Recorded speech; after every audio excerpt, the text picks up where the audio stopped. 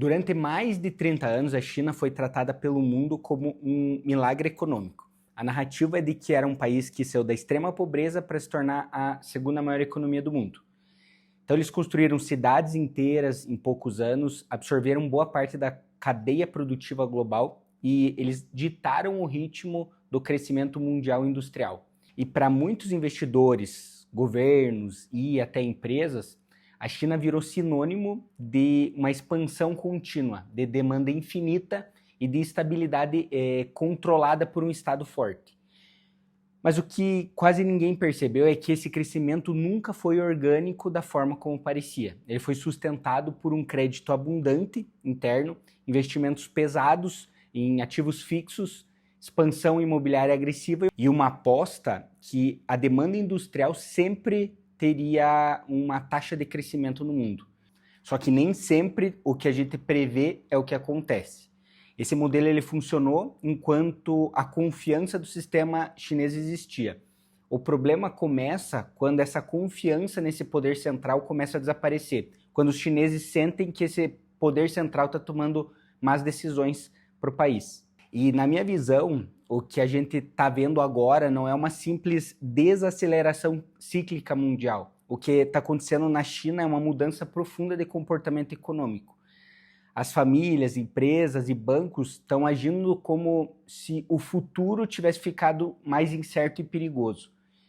E é isso que eu quero destrinchar aqui nesse vídeo com vocês. Bom, quase toda a crise econômica, ela começa com uma problemática que está ligada ao consumidor.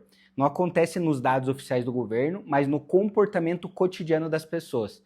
E na China, esse comportamento mudou de forma clara a partir do meio desse ano.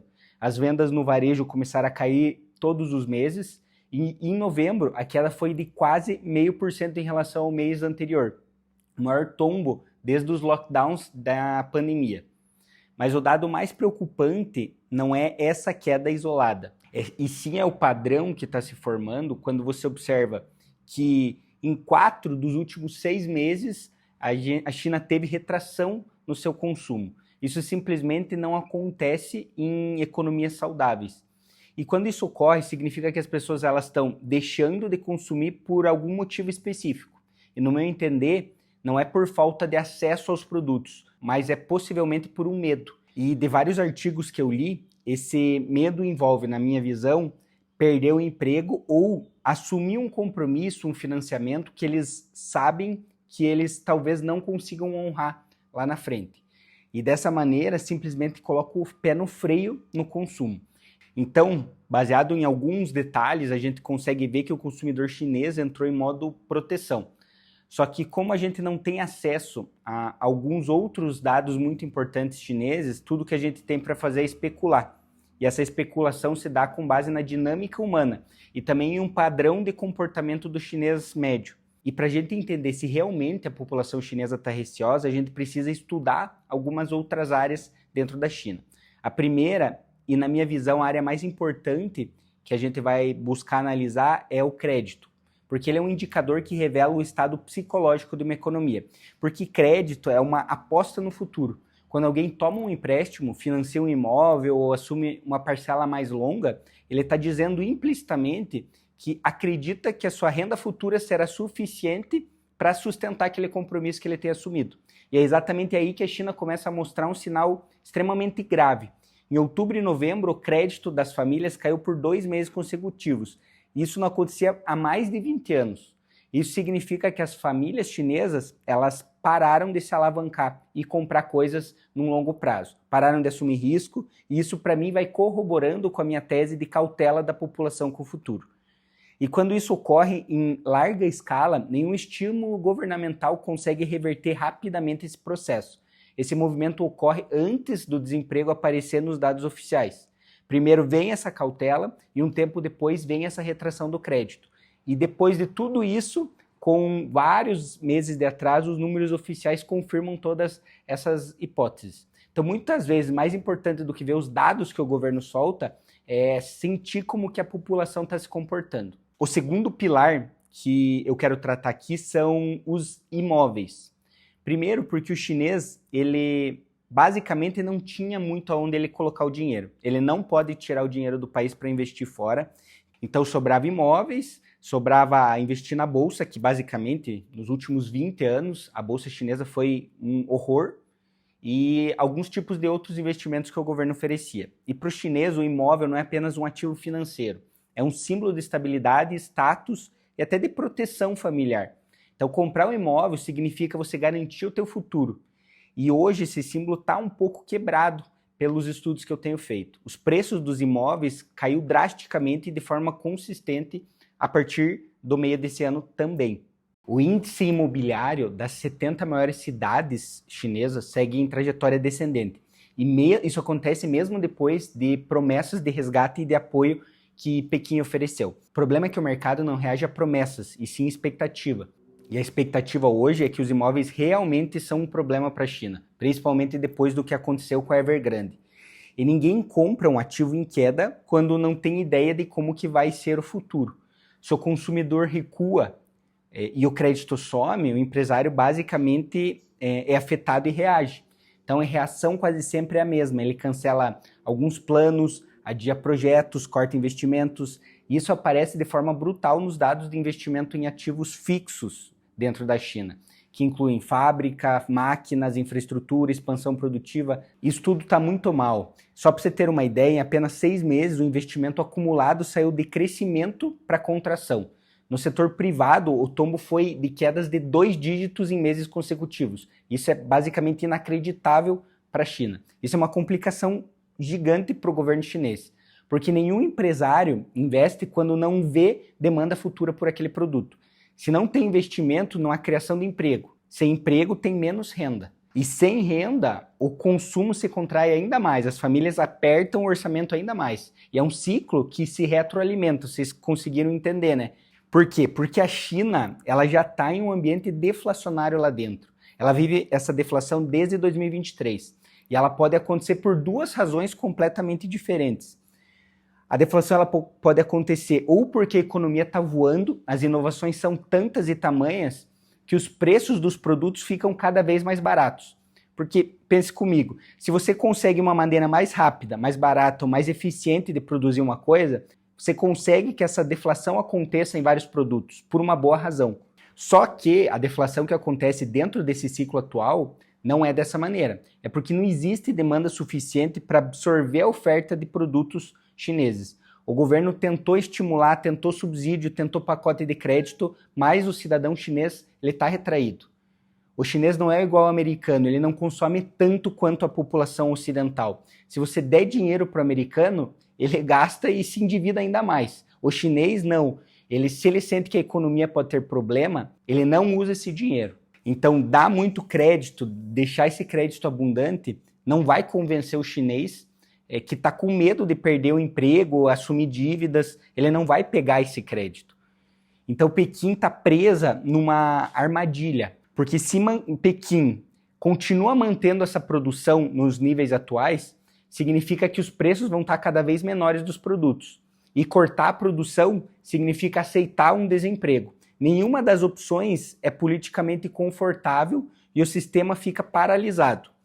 Então, oficialmente, o desemprego ainda não explodiu, mas isso não significa que o mercado de trabalho está saudável. Então, partindo por pesquisas mais privadas, elas mostram um pessimismo muito grande com contratação, tão grande quanto na pandemia em 2020. As empresas elas estão congelando salário, reduzindo bônus, cortando hora extra. Isso significa que não só as pessoas, como as empresas também estão apertando o cinto.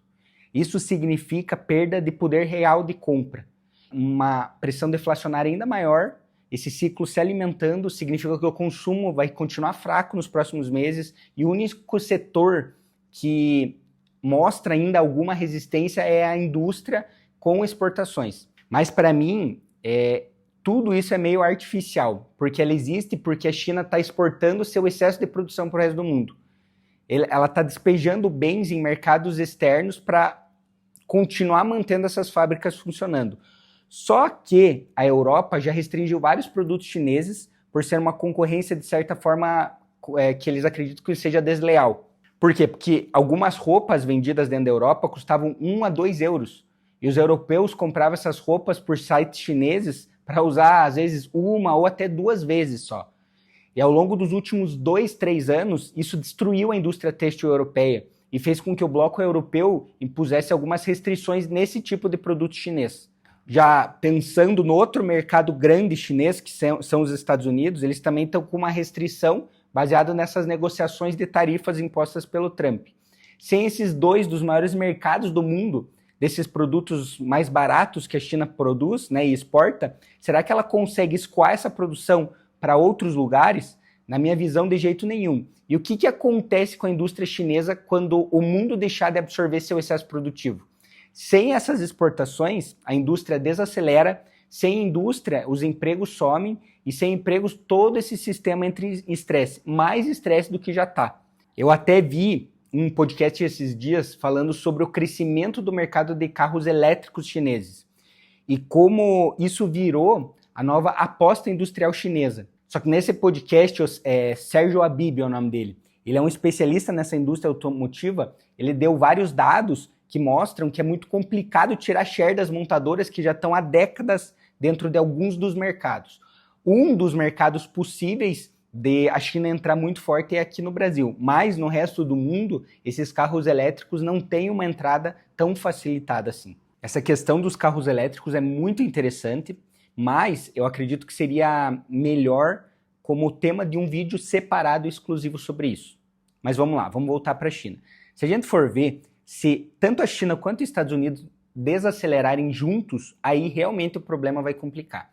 O sistema financeiro vai começar a precificar um mundo menos dinâmico e mais travado, mais frágil, vamos dizer assim. E o que está acontecendo na China não é um evento isolado, não é uma crise localizada, e muito menos uma coisa que pode ser resolvida com uma rodada adicional de estímulos, corte de juros, enfim, o que está acontecendo é um processo mais profundo de mudança de comportamento econômico, a minha visão, né? E esse tipo de processo, quando ele começa, raramente ele se reverte rápido. Algumas famílias chinesas já mudaram sua forma de consumir, as empresas já mudaram sua disposição para investir, e esse é sempre o sinal mais perigoso dentro de qualquer sistema econômico. Então, geralmente, essas crises mais longas, mais destrutivas para o patrimônio e mais difíceis de navegar, são aquelas que não explodem, aquelas que arrastam por um tempão antes de estourarem. Elas corroem lentamente a confiança, a renda e o crescimento e deixam a gente sem qualquer previsibilidade de futuro. E o investidor normal não gosta de imprevisibilidade. A China parece estar entrando exatamente nesse tipo de trajetória. E quando uma economia do tamanho da China entra nesse modo defensivo, isso não vai ficar restrito só à China. Vai mudar fluxos globais de comércio, pressionar cadeias produtivas, derrubar a demanda por energia, distorcer preços de commodities. Bom, enfim, vai afetar o sistema financeiro internacional inteiro. E o ponto central aqui não é tentar prever o dia exato de um colapso, né? O ponto central é entender que o mundo está entrando numa fase que o crescimento deixa de ser óbvio, a liquidez não é tão abundante mais e os erros passam a custar mais caro. E nesse tipo de ambiente, a maior fragilidade não está em quem cresce pouco, mas quem está exposto demais, alavancado demais. Historicamente, períodos de estagnação prolongada, deflação e desaceleração em grandes economias nunca foram muito amigáveis para os investidores. É exatamente por isso que eu me preocupo tanto. A gente precisa entender que o que está acontecendo no Japão, na China, nos Estados Unidos. E além disso, a gente precisa olhar alguns conflitos bélicos que estão acontecendo nesse exato momento. São tantos focos de problema, na minha visão, que a gente precisa entender como que a gente consegue se proteger de tudo isso. Não proteção no sentido de sair do mercado, de ficar líquido, ficar só em renda fixa, ou de tentar adivinhar o topo perfeito e apostar na queda. Mas proteção em um sentido de estruturar a carteira, posição, estratégia, que consigam sobreviver e até se beneficiar desse caos que a gente vai viver. Proteção não é um pessimismo. Proteção é adaptação, é reconhecer que o risco mudou de lugar, que aquilo que funcionou por décadas pode não funcionar mais, nem da mesma maneira daqui para frente. Que depender de crescimento contínuo, estabilidade política mundial e consumo forte talvez seja uma aposta, na minha visão, ousada demais para o momento atual. Em todo esse contexto, proteger patrimônio não é abrir mão de oportunidade, é garantir que você ainda esteja inteiro quando elas surgirem. Porque algumas crises silenciosas, elas não avisam quando elas terminam, mas elas punem demais quem está despreparado. Então, caso você quiser proteger a tua carteira, blindar teu patrimônio para esse momento, eu deixei um formulário aqui na descrição, ele é bem curtinho e simples, é só realmente para eu entender a tua situação atual. E aí eu vou entrar em contato com você. Mas no mais é isso, vou deixar outros vídeos aqui para vocês. Não se esqueçam de compartilhar o vídeo com seus amigos, investidores. Lembre de se inscrever no canal. Um abraço e até o próximo vídeo.